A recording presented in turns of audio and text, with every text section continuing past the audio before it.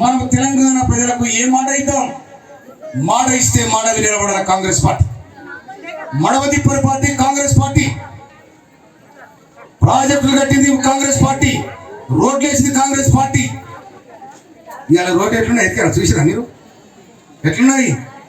మళ్ళీ కనుక గెలిస్తే ఏం చేద్దాం? ఎత్తుకారా ఇల్లు ఒక గుంపురు పెడుతుండే వాళ్ళ రోడ్ల మీద కాకర దగ్గర ట్రాక్టర్ పెట్టుకుని ఎక్కరా పోరా అమ్ముకుందా అంటు ఏదరా ఆ పరిస్థితి కదా అనేది ఈ నియోజకవర్గం. అంత దీనస్థితికి ఇవాళ ప్రజలు నడుస్తానికి రోడ్లే ఉంటాయి కనుక మొదటి ప్రయారిటీ కూడా నేను రోడ్లకి ఇస్తానని చెప్పి ఒక రోజా 2 రోజుల తప్పకుండా రోడ్లు బాగు చేసే బాధ్యత నాదని కూడా మీకు మాట ఇస్తున్నాను. తర్వాత వీళ్ళందరూ కూర్చొని సోనియా గాంధీ దగ్గర కూర్చొని అమ్మాయికి ఈ గ్యారెంటీలు అయితే తెలంగాణ ప్రజానికానికి మనం నీళ్ళు దొరుకుతుంది. మొదటి గ్యారెంటీ మహాలక్ష్మి. 6 గ్యారెంటీల మహాలక్ష్మి. మహాలక్ష్మి అంటే ఇంటికి ఆడబిడ్డ. దసరా పండుగకో దీపావళికో అలా ఆడబిడ్డ ఇంటికి వస్తుంది. వస్తే ఏం చేస్తాడు? అన్నింటికి వస్తే అన్ని ఏం చేస్తాడు? రాగానే చిలకాలు మొక్కుతాడు. పడగనాడు మొక్కి ఆరతిచ్చి దండం పెట్టి చెల్లె బోనం కూడా పుదీరా దాన్ని బుట్లు పెట్టురా అని ఆ చెల్లె దీవెన తీసుకొని పండుగ చేసుకుంటారు అన్న. అదేవిధంగా కాంగ్రెస్ పార్టీ కూడా మహాలక్ష్మి పేరు మీద మొట్టమొదటి ఆడపిల్లలకు ఈ కానుక ఇవ్వడం జరిగింది. మీరు ఏమన్నా ఉచిత బస్ ఎక్కిరా? ఇదివరకు ఓ అమ్మా బస్సు ఎక్కరా? మీరు ఎక్కిరా? సీట్ కోసం కొట్లాడి రాయి అలే. అందుకనే మొదటి గ్యారంటీ మహాలక్ష్మి పేరు మీద మహాతల్లి మీ అందరికీ కూడా అవకాశం కల్పించడం జరిగింది. ఆడపిల్ల దీవిస్తే ఏ రాజ్యమైన సల్లగా ఉంటుంది. అదేవిధంగా 500 రూపాయలకి గ్యాస్ ఇవ్వాలని 6 గ్యారెంటీలో ఒక భాగమైంది. అదేవిధంగా ఆడపిల్ల పెళ్ళి అయితే తులం బంగారం 1 లక్ష రూపాయల కట్నం ఇవ్వాలని కూడా చేయడం జరిగింది. తర్వాత ఇందిరమ్మ ఇల్లు. మనం ఇందిరమ్మ ఇల్లు అంటున్నాం, వాళ్ళే కట్టించే 10 ఇళ్ళ చెప్పే మొదలగడ్డలు, శ్మశాన వాటికలు, వైకుంఠ ధామాలు. అవునా? నేనన్నా కేసీఆర్ కు ఈ టీఆర్ఎస్ అని ఉద్యమ పార్టీ మంచిగా ఉండే పేరు వినేనా? టీఆర్ఎస్ అని తెలంగాణ రాష్ట్రం దాన్ని తీసుకుపోయి దాన్ని తీసేసి టీవీ బీ పెట్టారు. నేను అనుకోండి ఈ పొదను దోచుకుని పోవాలి. బీ పెట్టినాడు అనుకున్నా. ఆ బీ కూడా ఎవరితో నడిపించాడు? మన పోయినంతో నడిపించాడు. ఈయన నేను అనుకున్నా ఆయన పోయిన మగాడి పని అయిపోయింది ఆయన, నువ్వు ఎక్కడ వెళ్ళిపోతావు అనుకున్నా. అందుకోసమనే ఇలా కాంగ్రెస్ పార్టీ కట్టించిన ఇళ్ళే ఉన్నాయి అని నమ్మితే బీఆర్ఎస్ ప్రభుత్వం కట్టించిన ఇల్లు ఎక్కడ లేవు.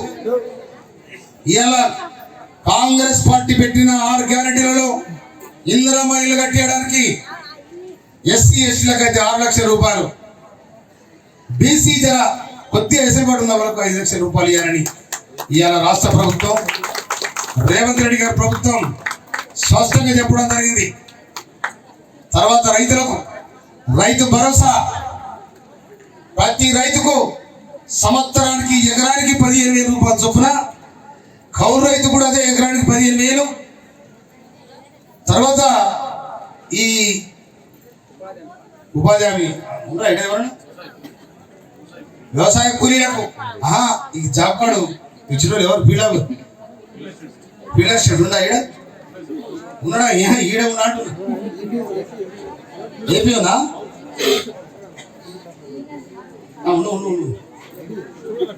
అయితే ఈ కరువు పని కింద ఉన్న వాళ్ళు కానీ నిరుపేదలు ఎవరైతే ఉన్నారో, రైతు కూలీలు ఎవరైతే ఉన్నారో వాళ్ళందరూ కూడా సంవత్సరానికి 12,000 రూపాయలు ఇవ్వాలని కాంగ్రెస్ ప్రభుత్వం నిర్ణయించడం జరిగింది. అదేవిధంగా మనం పండించిన పంటకు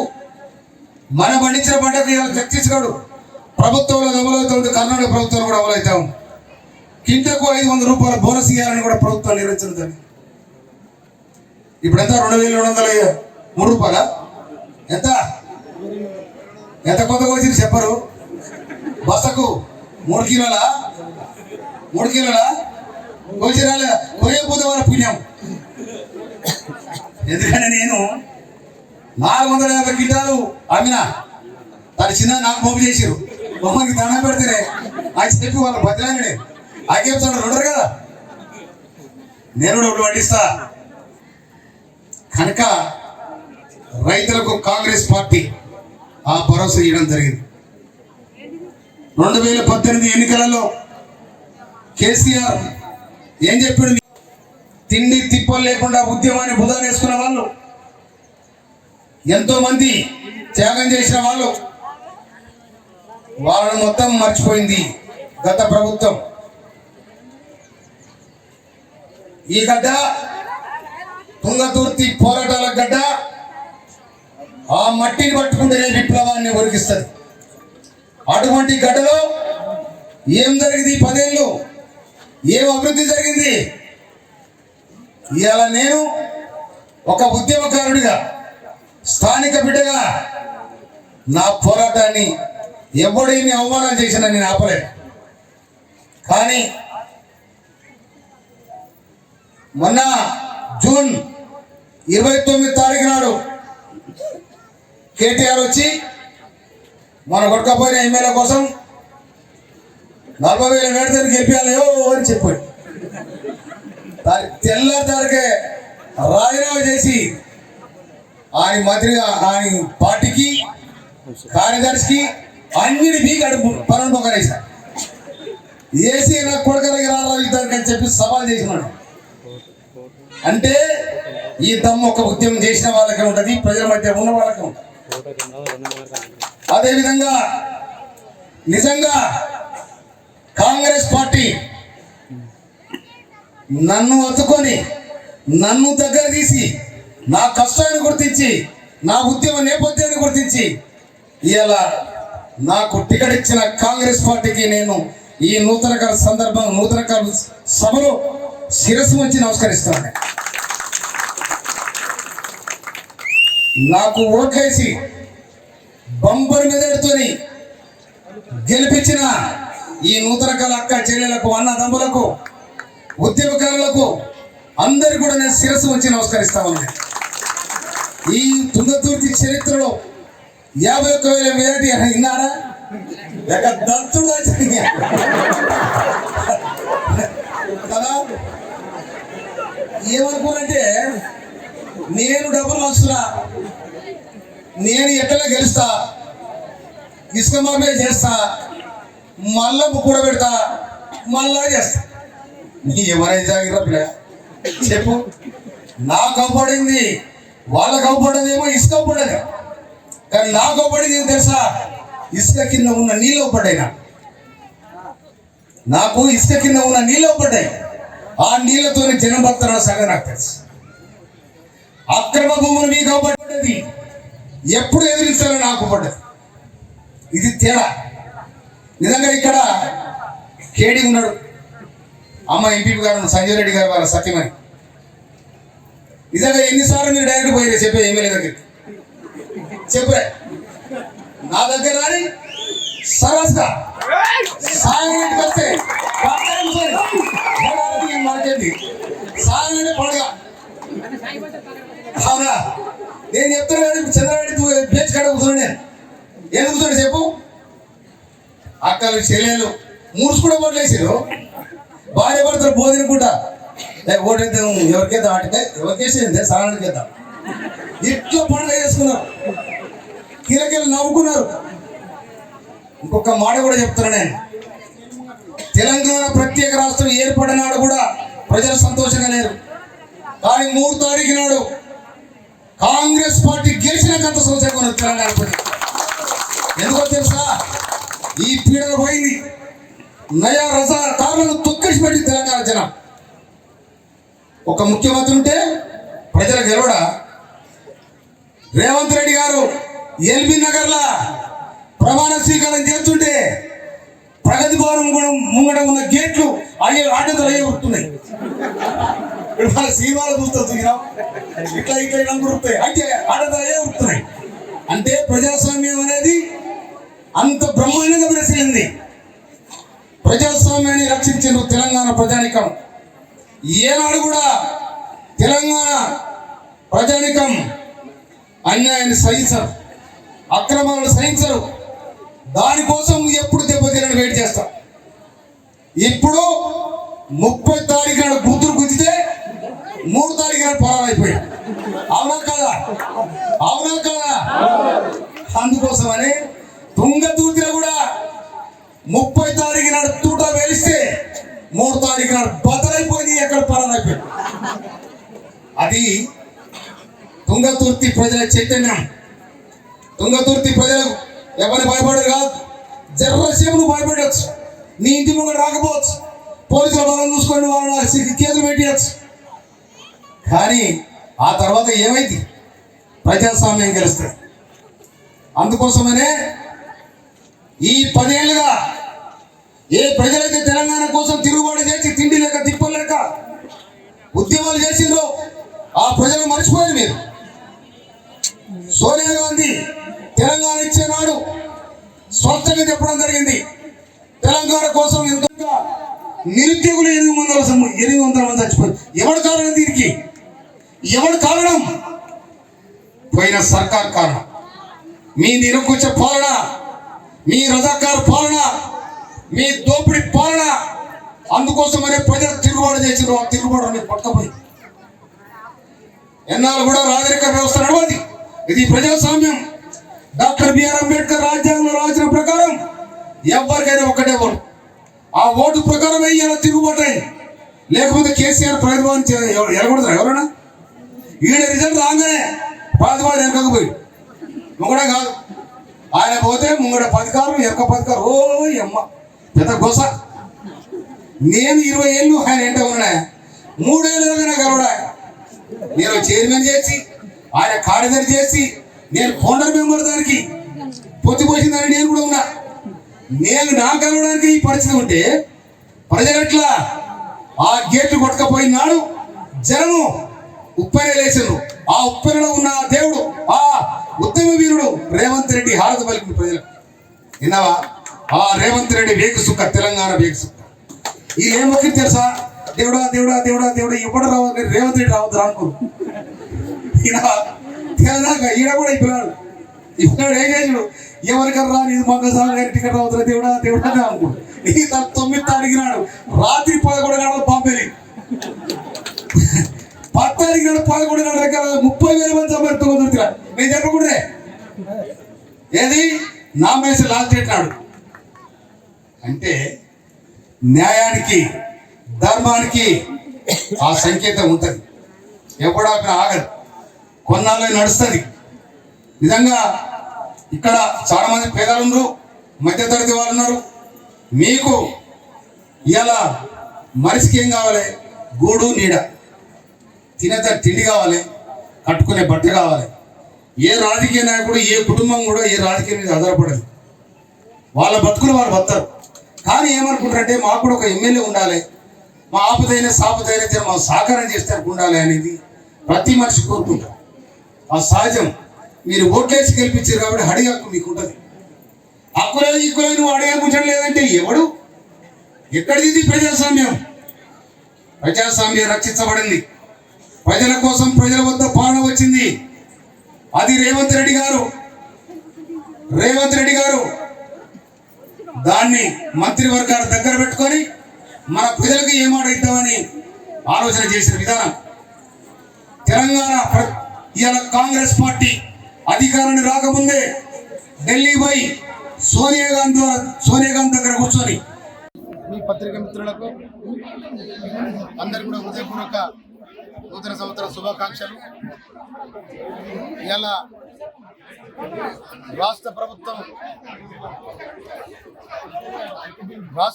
ప్రవేశపెట్టిన ప్రజా పాలన సందర్భంగా ఇవాళ నూతనకల్లో ప్రజాపాలన కార్యక్రమం బ్రహ్మాండంగా జరిగింది. వేలాది మంది వాళ్ళు రాష్ట్ర ప్రభుత్వాన్ని నిండుగా దీవించడానికి రావడం జరిగింది. నిన్న కేటీఆర్ గారు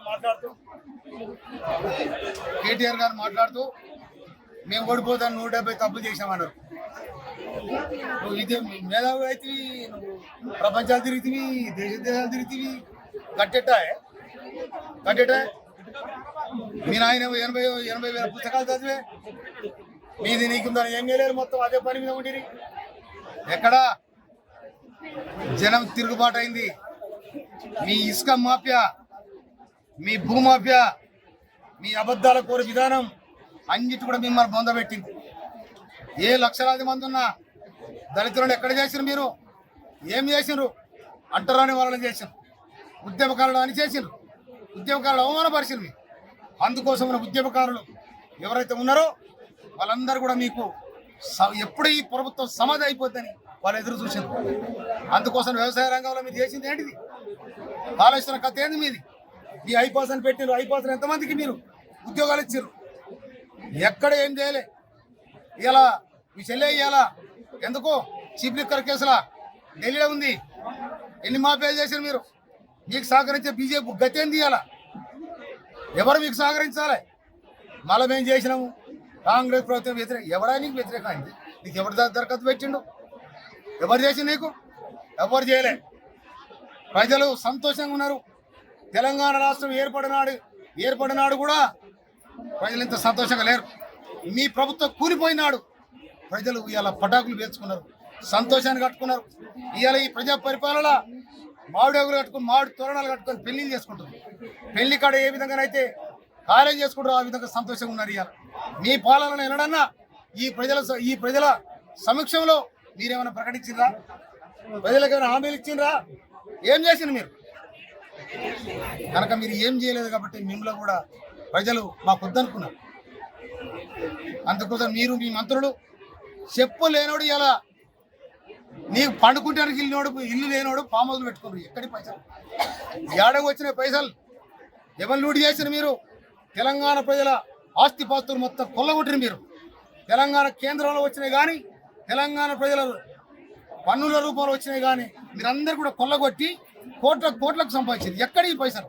కక్కిస్తాడు రేపు కేటీఆర్ కక్కిస్తాడు, ఐజీని కూడా కక్కిస్తాడు. ఎవ్వరు కూడా ప్రసక్తే లేదు. మీరు అన్ని బొంకుడు మాటలు చెప్తే ప్రజలు నమ్మే పరిస్థితి లేదు. దాని మీద ఎంక్వైరీ కమిటీ వేస్తుడు రేవంత్ రెడ్డి గారు. తప్పకుండా మీ పని పడతాడు. లేకపోతే మీ న్యాయంగా ఇగో మేము ఈ పొరపాటు చేసినాం, ప్రజలకు క్షమాపణ చెప్పండి. ప్రజలకు క్షమాపణ చెప్పండి. మీరు మేము ఈ తప్పు చేసినాం, ఈ ఒక్కరి మార్గంలో మేము చేసినాం చెప్పండి. కాళేశ్వరం ఎందుకు కూలిపోయింది? ఏ ప్రాజెక్టులు కట్టిరు మీరు? ఎన్ని చెరువులు కట్టినరు? ఏళ్ళ చెరువు కట్టినరా? ఇవాళ ఎస్ఆర్ఎస్పీ నీళ్ళు మీరు తేవడానికి మీద మీకు సంబంధం ఎక్కడ? ఎస్ఆర్ఎస్పీకి ఆనాడు బిఎన్ రెడ్డి గారు ఎంపీగా పార్లమెంట్లో ఉన్ననాడు పులి గర్జన చేసిండు పార్లమెంట్లో. మాకు ఎస్ఆర్ఎస్పీ నీళ్ళు కావాలి, అవి వరంగల్ వరకు వస్తున్నాయి, మా తుంగతుర్తికి రావాలని సింహ గర్జన చేసిండు. ఎవరు? బిఎన్ గారు చేసినాడు. ఆయన కష్టార్థం ఇవాళ ఎస్ఆర్ఎస్పీ నీళ్ళు వస్తున్నాయి. ఎవరి కావు. ఒక ఆయన ఏమంటాడు నేను మట్టి తీసినట్టాడు, ఒక ఆయన తటం పోసినాడు. ఏడపుచ్చిన మీరు ఉన్నారా? ఆ ఎస్ఆర్ఎఫ్ తీసిన ఉన్నారా? ఎవరు నీళ్ళు ఎక్కడెక్కడ రోజు ఆడపత్తలే కూడా ఉన్నారు. కనుక కాంగ్రెస్ ప్రభుత్వం స్వస్థమైన రాజకీయ సామాజిక కోణంలో ఆలోచించి ప్రజా పరిపాలన చేస్తా ఉంది కాంగ్రెస్ పార్టీ. అదేవిధంగా రేవంత్ రెడ్డి గారికి సహకరించడానికి సీనియర్ మంత్రులైన ఉత్తమ్ కుమార్ రెడ్డి గారు, వెంకరెడ్డి గారు, పొంగురెడ్డి గారు, అదేవిధంగా మన తుమ్మలాశ్వరరావు గారు, తదితరుల మంత్రులు కానీ నికారాజన ఉద్యమకారుడు ఎవరు? ఇలా పొన్నం ప్రభాకర్ తెలంగాణ కోసం కొట్లాడి సందర్భంగా ఆయన కళ్ళల్లో టీఆర్ గ్యాస్ పోతే 6 నెలలు ఇంట్లోకి లేవాలి. మీ అయ్యే ఆడబడి చెప్పు. ఏడబడినారు. తెలంగాణ వచ్చిన ప్రకటించినాడు. పార్లమెంటులో రాజ్యసభలో వెళ్ళేటప్పుడు ఆడున్నారు మీరు, పార్లమెంట్లో వెళ్ళేటప్పుడు ఆడున్నారు మీరు. మేమే తెచ్చారు. మీరు ఏం తెచ్చారు? మీరు తెచ్చినాడు ఏమిటో మీ ఆస్తులు, మీరు వచ్చినాడు ఏమిటో మీ ఆస్తులు. తెలంగాణ రాష్ట్ర సమితి 2001 నాడు కేటీఆర్ ఎక్కడ, కవిత ఎక్కడ ఉన్నారు? ఉన్నారు మీరు. నేను నా భార్య నా కొడుకులైనా నా కొడుకు బిడ్డ పోయి అమెరికాలో ఉన్నారు, వాళ్ళతో నాకేంటి అని చెప్పినాను. ఇవాళ వీళ్ళందరూ చేరి ఇవాళ రాష్ట్రాన్ని కొల్లగొట్టి రాష్ట్రాన్ని లూడి చేసి ఇవాళ మేము అన్యాయం జరిగింది, కాంగ్రెస్ అక్రమం గెలిచిన అది బుద్ధుడికి వచ్చింది ఎక్కడ పారిపోయింది మీరు అంటే ఓటు అక్రమందా? డాక్టర్ బిఆర్ అంబేద్కర్ రాజ్యాంగంలో భద్రంగా పొందుపరిచిండు. అదే కనుక లేకపోతే ఈ ప్రజాస్వామ్యానికి విలువ లేకుండా పేదోడికైనా ఒకటే ఓటు, ఉన్నోడికైనా ఒకటే ఓటు, బిచ్చగారికి కూడా అదే ఓటు, ఏసీ కార్లు తిరిగేటోళ్ళు కూడా అదే ఓటు. ఆ ప్రజాస్వామ్య పరిరక్షణ కోసం, ప్రజాస్వామ్య విలువల కోసం ఆ ఓటును డాక్టర్ బిఆర్ అంబేద్కర్ రాజ్యాంగ పరిషత్తులో చర్చించి పెట్టింది. కాబట్టి ఇవాళ ప్రజాస్వామ్యబద్ధంగా ఎన్నికల ప్రక్రియ ద్వారా ఇలా మీకు ఓటు ప్రజలు వేయలేదు కాబట్టి మీరు ఓడిపోయినారు. కాంగ్రెస్ పార్టీని ప్రజలు దీవించారు కాబట్టి ఇలా కాంగ్రెస్ పార్టీ గెలిచింది. కాంగ్రెస్ పార్టీ కష్టజీవుల పక్షాన ఉంటుంది, కాంగ్రెస్ పార్టీ రైతుల పక్షాన ఉంటుంది, కాంగ్రెస్ పార్టీ విద్యార్థుల పక్షాన ఉంటుంది, కాంగ్రెస్ పార్టీ మహిళల పక్షాన ఉంటుంది, కాంగ్రెస్ పార్టీ సబ్బడ్ల జాతులను కాపాడే పార్టీ. ప్రజల జీవనతోని చిరకాలంగా మళ్ళీ రేపు వచ్చే పార్లమెంట్ ఎన్నికలలో కూడా కాంగ్రెస్ పార్టీ డంక బజాయించి ఇక్కడ ఉన్న సీట్లను కూడా గెలుస్తానని కూడా నేను ఈ సందర్భంగా మనం చేస్తూ మీరు ఇచ్చిన అవకాశానికి ధన్యవాదాలు తెలియజేస్తున్నాను. ఎవడతాను? Thank you.